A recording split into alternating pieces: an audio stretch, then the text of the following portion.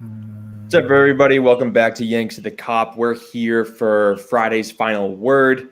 If you guys haven't heard of Friday's Final Word yet, we give you all the Liverpool news from the past week.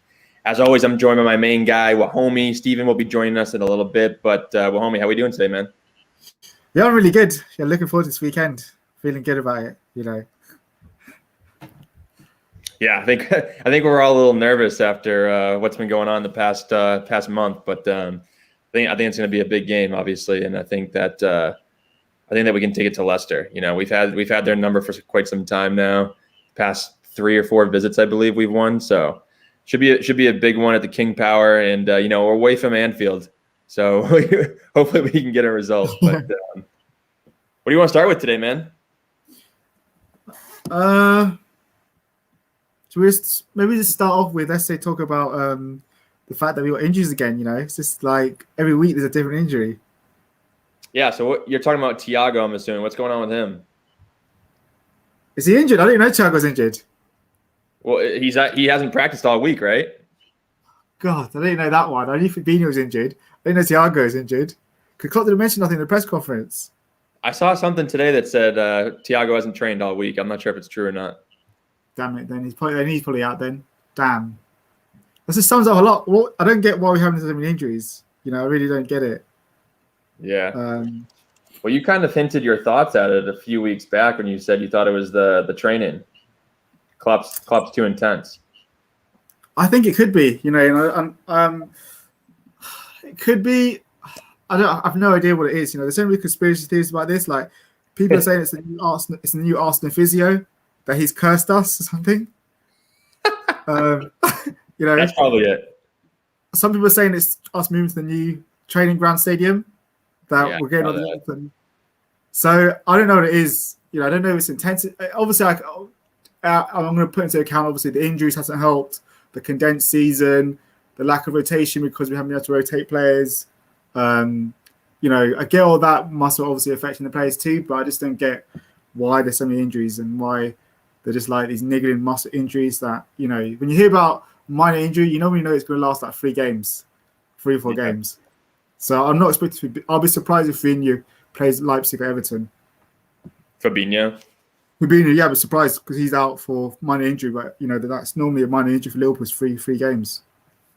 So I mean, we kind of mentioned it on yesterday's show, but you probably think that Henderson's going to get the start here. That's what Klopp's going to go with. Not what you would go with, but what Klopp would go with. Well, yeah, now obviously after seeing the injuries now, I revised my team today. So I said Alisson in goal, Trent, Robbo. I actually put Hendo and Kabak. I think that's what Klopp's going to do now. And then I had a midfield of Ginny, Jones, and Milner now. Because I was actually resting Thiago anyhow. I didn't have Thiago this weekend. I thought resting for Leipzig. And that's what I had in my midfield, and then the usual up top. And actually, that midfield beat Leicester last time. Ginny Jones and Keita, but Keita went off injured in that game anyhow. He didn't finish he came off in the first half. So, yeah, that's the team I think he'll go with tomorrow. It's not the best team, but it is what it is, you know. Yeah, I mean, I think I agree for the most part. I mean, instead of having Milner in there, I would like to see Ox get some time. You know, I know since he's come back, he's another one of those guys who has struggled with form. You know, he hasn't really been able to make an impact on the pitch for the most part. He's seeing time here and there, getting 50 minutes here, 45 minutes there, 30 minutes there. So I would like to see him get the start over Milner. You know, I think that Milner has a lot of good qualities in him. But for this game, which I think is going to be a relatively open match, generally is against Leicester, I think Ox could make an impact. That's what I would go with. But I think you're right. I think he might go with Milner again, just to have some experience in there. If you're going to have Jones, I mean, you have to play Jones after that City game. He was unbelievable.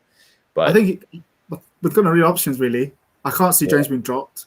Ginny will play. Then it's just option, like you said, Milner or Ox. And I think, as you're saying, I think he will go with Milner for the experience. But then obviously it's a lot of football giving Milner. You know, I think he's looking tired. You know, even at his age to play this many games. but I think he'll go with Milner for that experience, extra protection, especially with Hendo being at centre back.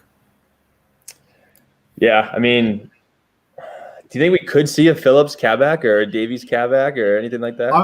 I would love it, because I said it yesterday. I'd love to see Kabak and Davies start, but like you guys said to me like yesterday that he's unlikely to do 2 new centre backs straight in Leicester. I just don't think it's a good move. I think it's very risky going up against an experienced Premier League striker like Jamie Vardy. But I did think about Kabak Phillips, but then I'm not sure if he'll do that. Yeah. Oh, I got to interrupt real quick. We're actually seeing a message here from Charles. How you doing? No mention of Tottenham Hotspur in this message, so that's incredible. This guy's he said it out there. Don't worry, guys. Tottenham win the double. He said it there. Yeah, that was a separate message, though. This is a completely different message. So, I mean, good to see you guys. I applaud Charles. Good to see you, Jay. Charles, as always. But yeah.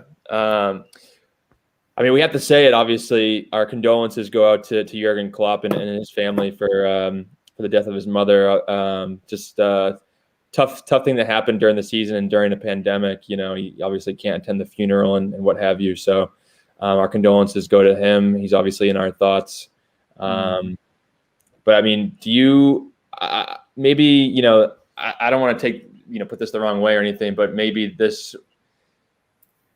Klopp, maybe this brings some understanding of what Klopp has been talking about the past few weeks. He's come under some criticism for some of the things that he said, but obviously he's not of a clear mind. If he knows that what's going on at home, he's being prodded by journalists asking him about what the issues are with Liverpool. And clearly Klopp's the type of guy who believes that, human life comes first and real life comes first over football. So, I mean, obviously, some of that criticism that he's come under has to be taken with a grain of salt, I think.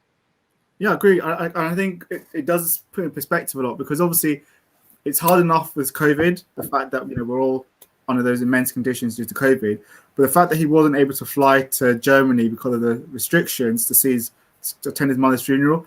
And obviously, as I don't know much about his relationship with his mother, but I did read an article saying that how he's really, really close to his mother. And she played a significant role in his life. So that must be hard, obviously, to then put on a brave face in front of the camera on pitch side and all that in front of the players. So that must take a toll. So obviously, I think with the pressures that's coming with Liverpool, with the season, his mother passing, it must be really, really difficult, to keep in the right mental state. So it does make sense. Maybe, that's why he's made certain decisions or not been as, because, we all know Klopp as a guy who takes risks. His Gungan pressing, his Dortmund team, his Liverpool teams were teams that take risks. So I think maybe that all makes it understandable why he's, feeling the stress. As we can see, he is in the interviews, he is feeling the stress. So. As I said, the heart goes out to him, and just hopefully that the boys tomorrow can pull a win for him. Yeah, I mean, you'd hope that this would be something that the team could rally behind, to support their manager. I mean, he's always been so supportive of them. You remember stories of him allowing Mo Salah to go receive an award for African Player of the Year, like mid-season. So, I mean, I hope it's something that that we can that the players could rally behind because this manager has just gone through leaps and bounds for these guys, and you would hope that they're there for them. I mean, you're seeing it all across social media over the past week. Anyway, you're seeing Robertson, Van Dijk, Henderson, all these guys sending their love to the manager. So I just hope it's something that they can rally behind. Yeah, hopefully that it can give us a siege mentality, and we just, come out all guns blazing tomorrow and just blow Leicester away. Hopefully, we just, because it's obviously tomorrow's pivotal for our season overall. Just to give everyone more confidence. I think the whole club needs a lift. So, hopefully we can use it, and Klopp can use it to also get his confidence back and motivate the team. Yeah, I mean, let's just get to some football now. I mean, just looking at some of the stats about our home record, we we went 2 years without a loss there at Anfield, and now all of a sudden we haven't scored a goal in open play to start the new year. So how concerning is that for you, one, and two, how concerning is it that we've lost now 3 in a row at Anfield? Well, I said it like yesterday. I think losing the Anfield record, I think is a blessing in disguise, because I felt that in certain games, our players are more concerned with keeping that record than going for the win. You know, there are times where it looked in games that we were being a bit more defensive. Hey man, I gotta let Steven in my apartment. You just keep going. I'll be right back. Well, yeah. We just looked as if we were unsure of ourselves in terms of going for the win in certain games. So I feel us having this kind of like run. Obviously, it's not great to have lost 3 back-to-back games at Anfield, but I do feel that we are going to go on another run in terms of having a record at Anfield again. But we just feel that, Charles, we just feel that it's a difficult situation because obviously it's not helped with no fans. Liverpool are a team that relies on the energy of the fans. We are spurred by our fans. So obviously, I don't think we would have lost those games if we had fans in the stadiums. But it could be a blessing in disguise. And I also feel that the not scoring in the last 3 games at home is a big concern. And I think it is concerning that we haven't scored an open play at Anfield since December. And I don't know why that is the case. I don't know why it is that we feel more comfortable playing away from home than we do at home. So I don't know. I just feel that home Anfield has been a burden to us in 2021 rather than a place where we feel comfortable. And I think also because teams come to Anfield and they're more defensive, while obviously away from home teams have to attack. We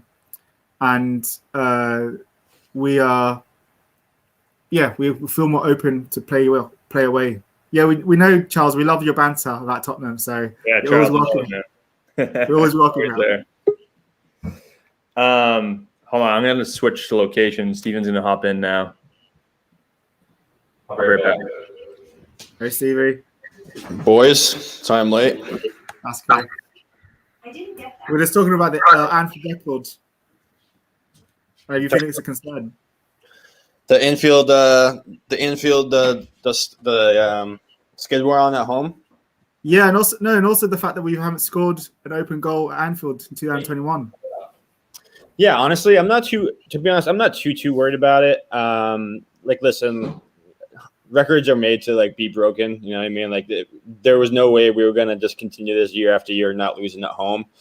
I just think it's more of, I think the lack of goals is really just more of the lack of, again, just the injuries adding up and not having the creativity in the midfield. I think it's just for the first time under Klopp, we're in a very long stretch of games where we're not playing well. We're in bad form for really the first time ever under Klopp, and it happens. The guys are tired, don't have the necessary reinforcements, and I think that's just what happens, especially when you have crowded December, crowded January, crowded February. Guys have played a lot of minutes.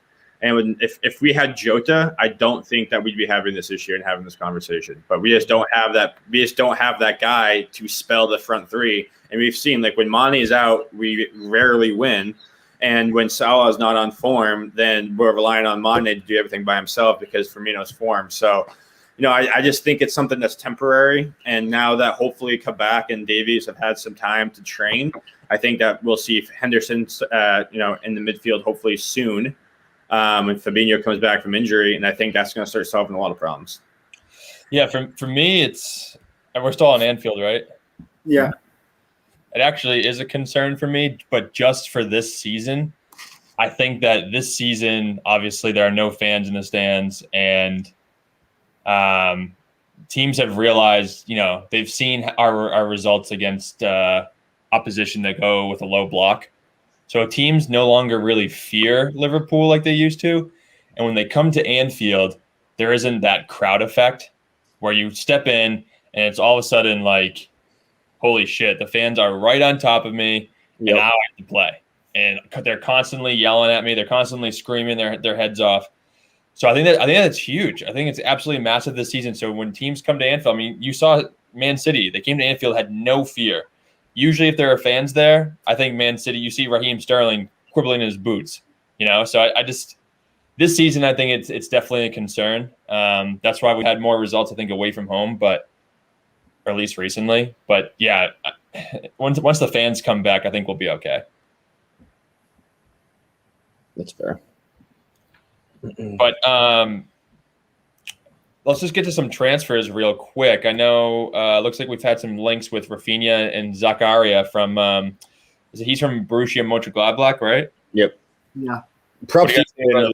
Those links. I to say that. I cannot say that. I say Gladbach, so props to you. Borussia Mönchengladbach. But no, we were linked with him, I think, over the summer or maybe late last season. We started seeing some links with him and somebody else on that team. I forget his name. But I mean, are these real? Are these definite possibilities? Because Zakaria, he's a striker, isn't he? I think he's a midfielder. I don't know much about him. A striker. Yeah, I think because I saw all I saw was an article saying that he's seen as a genuine replacement because he's tall, he's technical, he's powerful, good tackler, and he's box to box. I'm not seeing much of him, to be honest. With Raphinha, I think it's just obviously because he's doing well in England, really, and he looks very good at Leeds, and the fact that I think he can play on the wing as well. Didn't they just sign him though? Yeah, they did this last summer. Yeah, I don't think he's going to be moving anytime soon, unless it's for a big fee. I think it's just because obviously that he's doing well in England, Liverpool. I think it's maybe if Leeds go down, it might be an opportunity. They're not going down, dude. They're in the top 10, aren't they? Are they? Top 12? I think they're top 12. I don't know. Well, I don't know if there's any legitimate rumours to him. I think it could be another one like when everyone's linking us with Buendia and Cantwell at Norwich. Yep. And then we never went for either of them. So I just think it's just paper talk. Smoke and mirrors. Yeah, Leeds are currently 10th. Yeah, 31 so probably, points. Yeah, I don't see Bells the same then.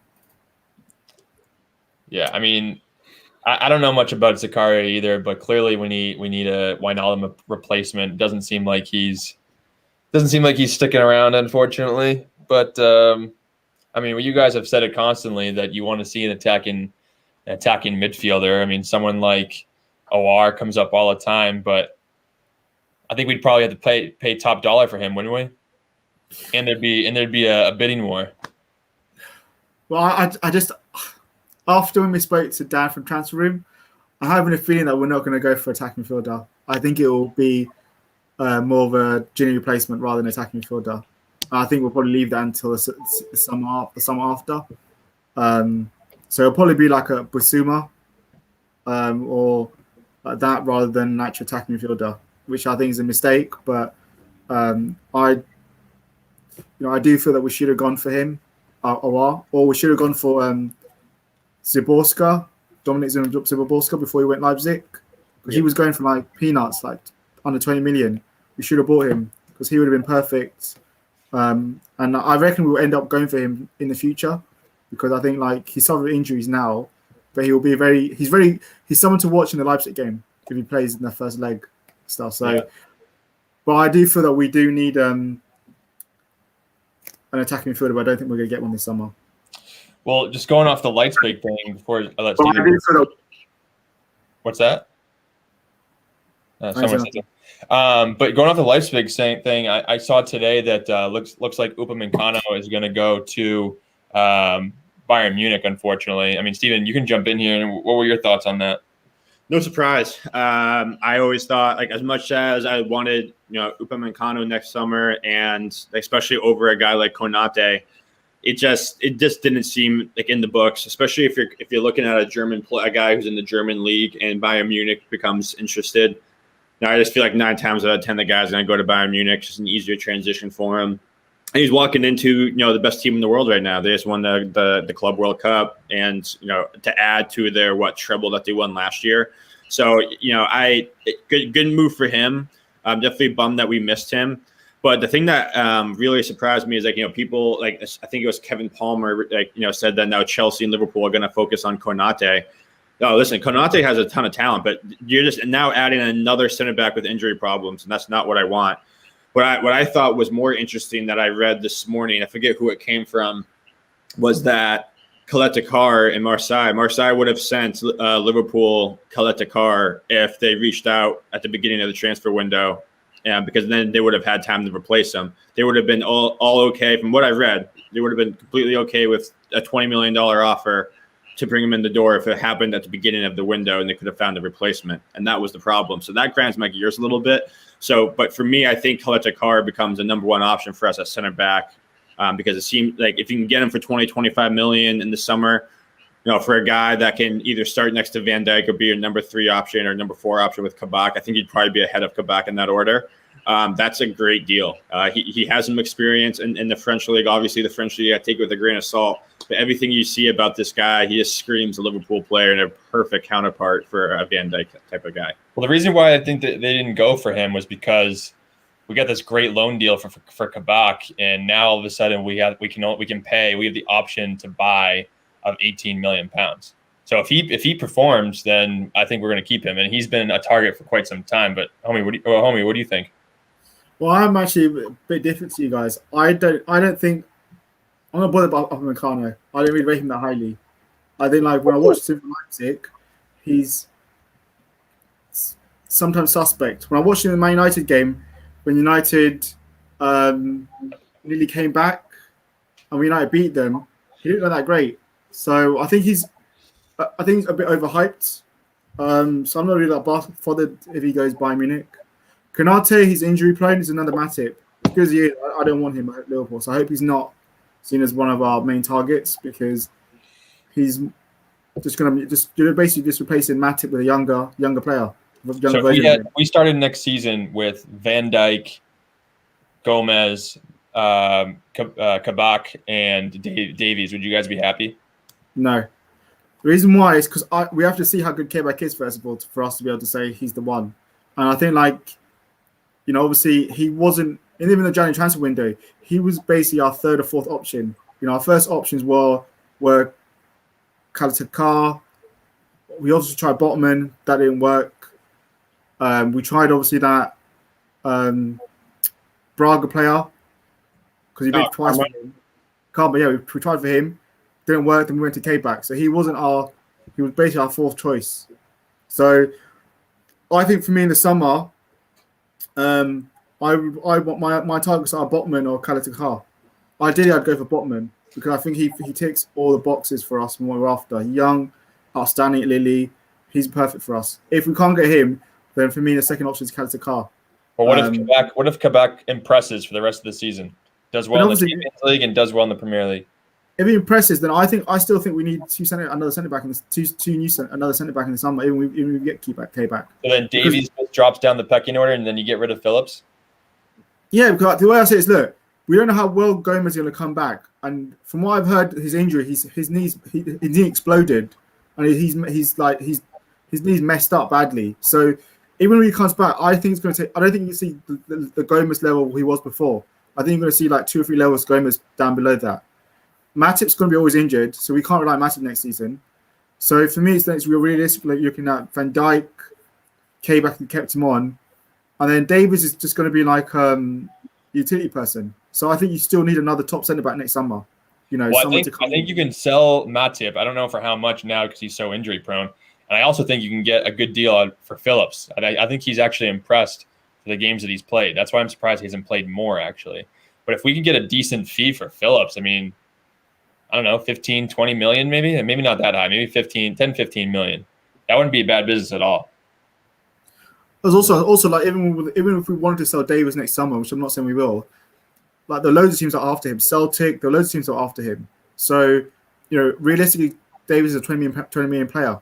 So, if you wanted to save him next summer for a profit, he's another person you can get good money for. I don't think we will sell him next summer, but I just think he's another example. But I 100% believe we need another centre back in the summer. It's not enough. I agree. And we need, for example, Botman or Caleta-Car, and I'll be very happy. What do you guys think about sorry, Steve, I'm taking over your role as host here, but what do you guys think of Minamino? I mean, clearly his first game in Southampton, he played pretty well, I thought. Obviously, he had a goal, which was a rocket of a left foot near post, beat the goalie. But I mean, do you think he can come back from the loan and impress, or do you think he's done at Liverpool? My personal opinion, I think I don't think there's ever been a player who's gone on loan and then come back at Liverpool and performed. So for me, I just feel that Minamino being going on loan. Origi came back and performed well for 2 seasons. Yeah, he's probably one in like out of 20 or 30 that's done that we've sent out on loan. I think Minamino's also older. Minamino's also older. He's what, 25, 26? Yeah, but I think personally for me, I think Minamino's to raise his value in the summer to sell him on. To and I think that I don't see why next summer or next season he's going to come back and get more opportunities than he has done. Because we still don't play how his particular formation. Like Minamino's a number 10, or his best position is number 10. So I don't think we're going to play that way with him ever, unless we change it to a 4-3-2-1. But even then, I think Klopp will probably favour Thiago Fabinho as a 10 over Minamino. So I don't think he's going to get many games next season. Yeah, our friends over the 892 Reds podcast said Minamino will be gone for 20 to 25 million, raise funds for signing a center forward in the summer's window. Steven, what do you think? I think Minamino has all the talent to be good enough as a Liverpool player. But I just think like what Homie says, like if we continue to play a 4-3-3, he doesn't really fit in our system. And the only way he really fits is if we play a 4-2-3-1. But I still I think he's talented, but I don't know if he's a guy that would start in the 10 role for us. I don't know if that's him. My biggest concern about him is his body. It just seems like anytime he does get in there, it's all it takes is a little gust of wind to push him off the ball. And that's concerning. That's definitely concerning for me. And obviously, when he had a good game against Crystal Palace, he got banished to the basement and wasn't playing. So we also don't see what's happening behind the scenes in training and stuff. I mean, if he goes out and has a stellar performance for Southampton for the rest of the year, yeah, I'd give him a shot in preseason. But again, we saw him put in a good preseason last year and then just get no minutes to start this year. So it's really interesting. He's a really interesting case. But for me, just how this season's unfolded, especially with our injuries and seeing a guy like Origi continue to get minutes over him, it just seems like it's more and more, and we've said it a couple of times, it's adding up now to the point where maybe he was brought in just as a marketing ploy for the Asian market. I don't know. It's going to be interesting. But and I don't mean that as I'm not trying to be insulting to him. I think it's more a reflection on our ownership and the transfer itself. But yeah, I think a lot of it will depend on who goes out this summer. Like, does Ox leave this summer? Does Shaqiri leave this summer? Is Milner finally going to put up the boots? So I think it depends a lot on what happens with this midfield. Do we keep Naby Keita or not? I mean, I think we obviously do. I think that he still has a lot to prove, hopefully, but I think a lot remains to be seen. So it really depends on who will leave this summer and who we can bring in this summer. That I think that will decide Minamino's fate. Are you guys worried about Jay's comment here about the fees you're going to get in the summer? You might have to take losses. I'm super concerned about that because you saw it last summer. They had they didn't want to budge on anybody. I thought asking for I think the number was around 25-30 million they wanted for Origi, around 25 million they wanted for Wilson. And it's just you're asking for all these funds for guys who haven't done shit for us in years. A guy like Wilson who's never done anything for us, and then even Shaq and these guys, they're overvaluing our players big time, and it's kind of frustrating. And my problem is again, after now an entire season of COVID, there's not going to be a lot of teams that have money to spend, and then we have all these guys that I wouldn't be surprised if all of these guys go on loan again. And it's just going to drive me crazy because no team's going to have the funds to buy them. So I am 100% concerned about the money that we can raise. Everyone's talking about, we can sell guys and bring people in. I don't see the teams who are going to buy these guys. I agree with that. Bournemouth is still out there, though. I mean, they got Solanke and J-Dog right on top of that. Yeah. J-Dog, my man. Well, I would love I do think it's a concern, and I think I was saying last summer that we should have just taken like 14 million for Wilson and 40 million for Grujic, because that covered more or less Thiago, and then we sold Origi for that covers Origi. Obviously, for me personally this summer I would be pushing Origi to Wolves to get Neto. They need a striker badly, so I'd be saying, look, you get Origi, we get Neto, and that's what we push it towards. That's we'd have to throw them. We'd definitely have to throw them some money on top of it. But hey, if that works, if you can take some funds off of Neto, that's perfect. I'll take it. But this is what I was trying to get across earlier from JG. I mean, he said that if Shaq, Ox, and Origi go, I think Minamino stays, and I agree with that. I think that Ox is one of those guys we'll definitely take a loss on. I think. How much did we pay for Shaq? 13 million. Yeah, 13, 12 million, I think. Yeah. Yeah, I think we could actually probably get maybe 15 to 20 for him. We'll see about that, but probably closer to 15 to be honest in this market. But I think he brings up a good point. I think that fees are going to be much lower, and especially teams in the championship that are already struggling financially. I don't think that we can rely on somebody in the championship spending 20 million for Harry Wilson. I haven't heard much from him, so I don't even think he's really been performing very well down there. So if we can get 10 million out of him, I'd be happy. Yeah. It depends. I don't know. It depends on who would go for him. Has he done anything? I'm not even sure how Wilson's been done on loan. I'm not really kept up with him to see how I read a little while, probably 2 months ago, that he wasn't really performing. I don't think he was getting too much playing time. I could be wrong about that, but it seems like Jota's been back in training. Rumors are that he's going to be maybe 2 to 3 weeks out right now. How big of a boost is he going to be? I think that if we can get through Leipzig without Jota, and he comes back and starts performing like he was before he got injured, we could be in good shape in the Champions League. That would have been him out for at least 2 to 3 months. That means he is out for 2 to 3 months. Is that what you're saying? No, in total, because he got injured in Midtjylland. That was back in November, right? Wasn't it? Early November. Late November, early December. Yeah. Yes, that's him being out at least over 2 months. It's going to take at least a month to get match fitness. So I think people need to be realistic and say he's not going to come back and all of a sudden start smashing the goals straight away. He's going to take him a while to get rhythm, sharpness. So you're looking at least a couple of weeks for him. And I think he's back. I think when we get to the 2 to 3 weeks, because we heard that a month back, 2 to 3 weeks, yeah. And now it's end of February. It's going to be the beginning of March. Are we guaranteed he's going to come back in March? Because it could be middle of March, it could be later. Because they keep changing it. Well, the good sign is that at least he's finally on grass. That's a good sign. And I know he's not with the first team yet. I think our boys at 18-2 are right. I think it'll be another 2 weeks until he starts training with the team. So that means, give him a week or two of training to get back into it. So probably be middle of March, which is scary to think about because that's still a whole month away. Yeah. Even when you look at Naby, they just say Naby's close, but he's not. What does close mean? Because he's just been training. I bet you Naby's not going to be back until March as well. Yeah, they're not very straightforward with you in terms of injuries. But Van Dijk's definitely done for the year. Gomez definitely done for the year.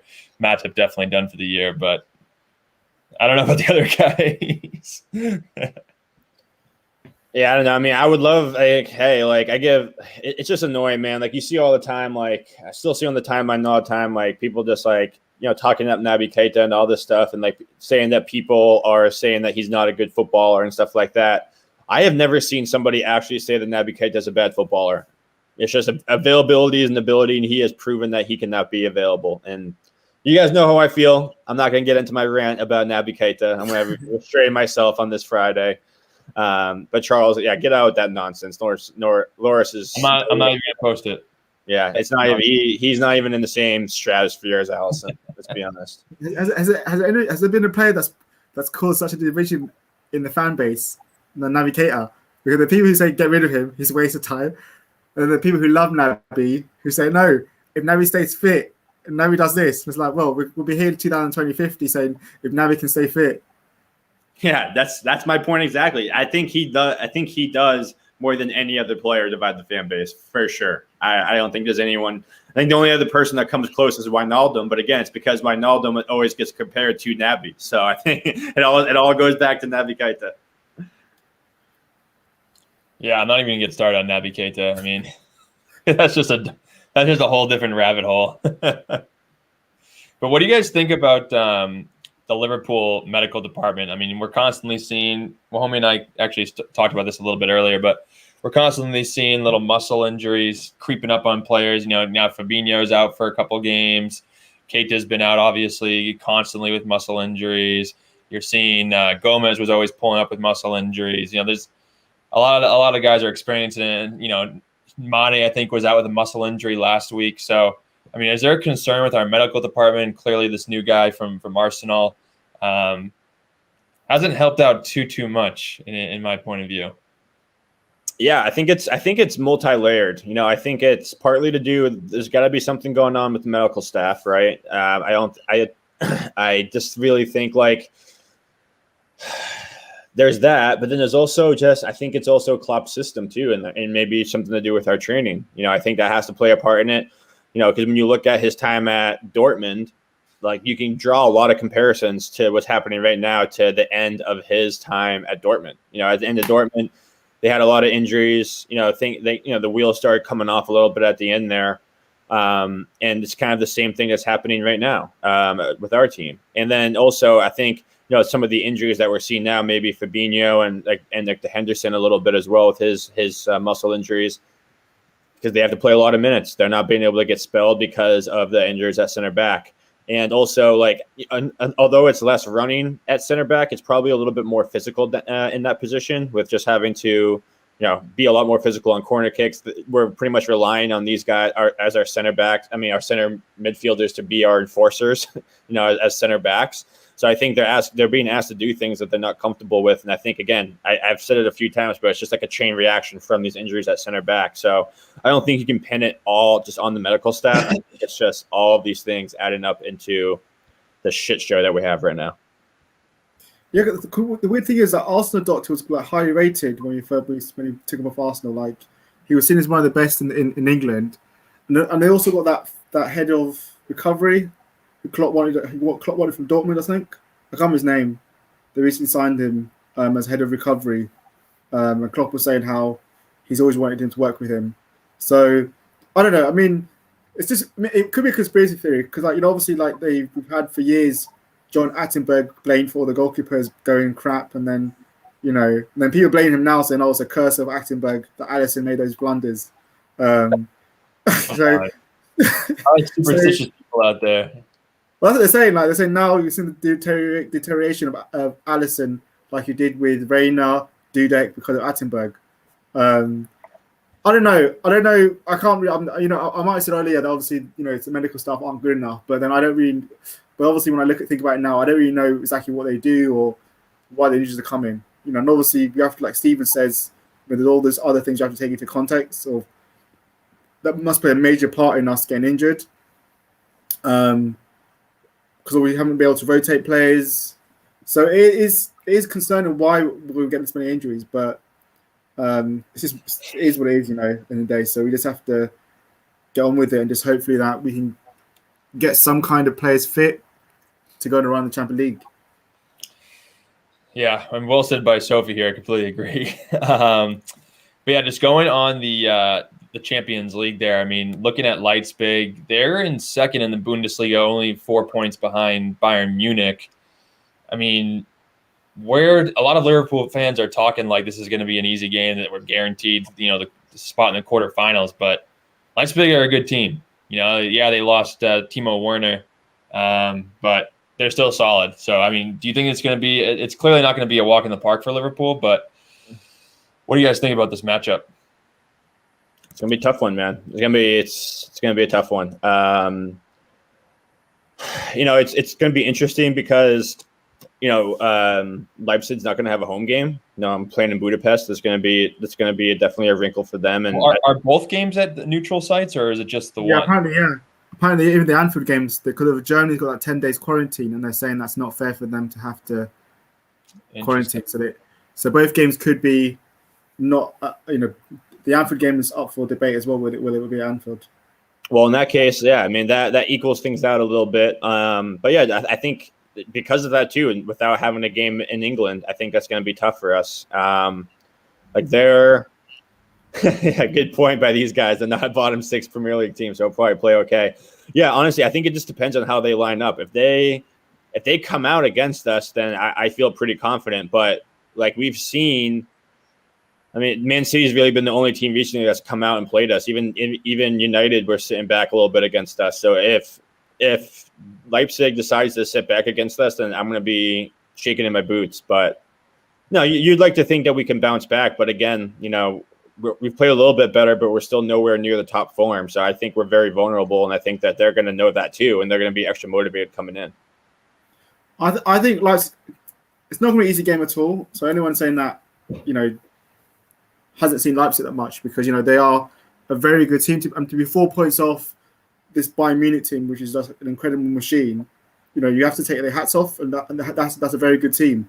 But I will say with Leipzig, they are a very much counter-attacking team, and they play very open football. They're not very defensive. Although they've got Upamecano and Konate, they're not very defensive. So we saw even against Man United games when they played United in the Champions League. They're a very attacking-based team. So I don't think Nagelsmann, that's what he started football. He's not 10 men behind the ball. Nagelsmann's like a younger version of Klopp, with like all pressing, counter-attacking football. So he ain't going to do 10 men behind the ball that we've had in the like when we struggled against teams in the Premiership. So I think we will see an interesting game, because Leipzig have some very good players. They have like what's it called, Sabitzer, the midfielder. He scored he scored a lot of goals. Yeah. They've got some good players there. Obviously, if Saborska plays, again, he's also going to be like a massive threat, because he's very good at free kicks and long distance shots. So they've got some good players there. So I think like it's going to be an open attacking football game. It's not going to be a defensive game. And obviously for us, it's just how well we can defend against Leipzig. Because Man United showed when they played them, they went defensive and Leipzig punished them. But when Man United started attacking Leipzig, Leipzig fell apart. And it was only because United running out of time that they didn't come back and and end up going out. But we just need to defend well, and that's what it's going to come to. Who can defend better? But we should have lots of chances against Leipzig, because they're a very open team. Which is why it's which is a blow, because if we had Jota, we could have done Jota, Salah, Mane, and blitzed Leipzig. We did Atlanta because of the pace, because Leipzig are very open. But it's going to be a good game either get in both legs. Yeah. Charles is full of the compliments today. Ex-keeper Peter Galassia. Oh, they've got. Oh, I forgot they got Galassia as Leipzig as their goalkeeper. Yeah, that'll be interesting. Yeah, I'll see it. He'll probably stand on his head just like Nick Pope did. Play great against us, and then give up howlers against other teams. Classic. Always what happens with us. So. Well, I have nothing else to cover, you guys. So, I mean, is there anything else you want to talk about before we sign off? Maybe just about the money of the Champions League. Because also there's still rumors the fact that we played Jota in the Michelin Champions League game because of the 2 million. And obviously, I just looking here, if you beat Leipzig over 2 games, you get 9.5 million. Get to the final, you get 130 million. So the Liverpool Echo. So maybe FSG also looking at that and thinking we need that. We need maybe our spending some in the summers depending on the Champions League, and how far we go in that. That's another good point. Well, I know that our business, FSG's business model, is very reliant upon the Champions League, 100%. That's why you never really see our top players playing in the domestic cups, because their focus is purely the league and the Champions League, because they pay the most. So I mean, it doesn't surprise me that maybe Klopp received some pressure to play our some of our better guys in a pointless match against Midtjylland. I don't know, but I know it definitely fits FSG's business model. Yeah, I think it's huge for us, though. I think we absolutely have to at least win this round. If we can win this round, get to the round of eight, the round of 8, I think that'd be huge. And at that point, I also think just beating Leipzig would give us a lot of confidence. And I think if we can put in 2 good results against a team like that, especially with our run of games in the Champions and in the Premier League, I think if we can beat Leicester tomorrow, and then put in a great performance against Leipzig in the first leg, that could be the spark that we've been waiting for in the second half. And then knowing that you have Naby Keita within asterisk because he'll probably get injured again, and then and Jota right around the corner, like that would be the perfect. Now is the perfect time to turn it on. Like get these 2 wins in, get through this week, and then just be a couple of weeks away from adding Jota and Keita into the squad. Then watch out, because Kabak and Davies, they're just gonna get more comfortable with the team. I think we're gonna see a lot more of Kabak and Phillips than we see of Kabak and Davies personally. But just letting him get accustomed, then having Henderson in the midfield, and then allowing us to push Thiago forward. All of a sudden, we could just flip the switch and be back to the Liverpool teams that we've seen, at the beginning of this year and even last year. So, and like I said after the City game, one step at a time, one game at a time. It's all it takes, just start building momentum. So hopefully we can do that against Leicester. But just one last quickly, just a shout out to Chris Welch. Like, just pass our condolences to him and his family. Like, they're going through a difficult time right now. I'm not going to obviously say the reason, but obviously he ain't on tonight because of that. So just Yanks the Cops send the condolences to him and his family. We're thinking of you, Chris. We love you, Chris. We love you, man. Support, man. We're with you. And yeah, to close out, I want to close out with that point. I'm sure you guys said something about Klopp and his mom at the beginning of this episode or yesterday's episode. But the one thing I want to say is, one thing I do when I promote our shows, every single time I put hashtag LFC family, because we are. I know, we may not know each other, but LFC, we are a family. No matter where you are, no matter who you are, no matter how old you are, no matter your sexual orientation, anything, doesn't matter. We are a family. We're all here to support each other. And if you ever have something going on with your life, you got something going on mentally, emotionally, feel free to DM us anytime. DM Yanks to the Cop, DM any of our Twitter handles here. We're here to listen. We're here to help you. I myself have gone through so many mental hurdles in my life. I've been up and down, depression, all this stuff. So anytime you need to talk, anytime you feel like you're not valued, you're not loved, we love you here. I promise you that, and we're always here to support you.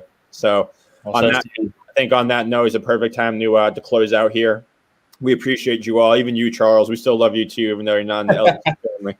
But up the Reds. We'll be back tomorrow, hopefully after 3 points against Leicester. But hey, we love you. Take care, everybody.